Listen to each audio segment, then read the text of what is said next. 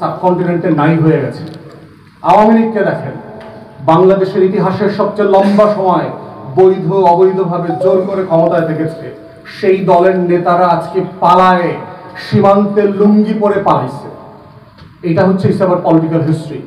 যদি আপনি জনগণকে বুঝতে না পারেন, জনগণের মানুষ বুঝতে না পারেন, জনগণের যে পরিবর্তিত চরিত্র বুঝতে না পারেন, 6 কোটি তরুণদের আকাঙ্ক্ষা বুঝতে না পারেন, তাহলে বাংলাদেশের রাজনীতিতে সে যত বড় রাজনৈতিক দল হোক না কেন, সে নাই হয়ে যাবে।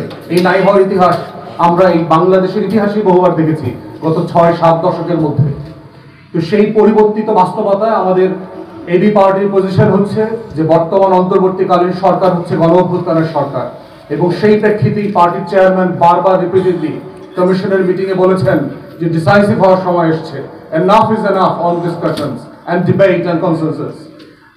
সিদ্ধান্ত দিতে হবে, রুলিং দেন, ভার্ডিক্ট দিয়ে দেন, হোয়াট ইজ টু বি ডান।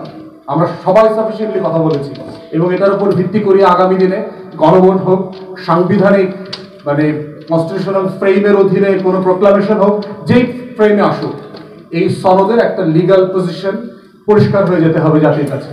এবং তা হলে যত দেরি এটাতে হবে, তত বেশি হচ্ছে জাতীয় নির্বাচনের যে চ্যালেঞ্জগুলো আছে সেগুলো মোকাবেলা করার জন্য আমাদের জন্য ঝুঁকিপূর্ণ হয়ে যাবে।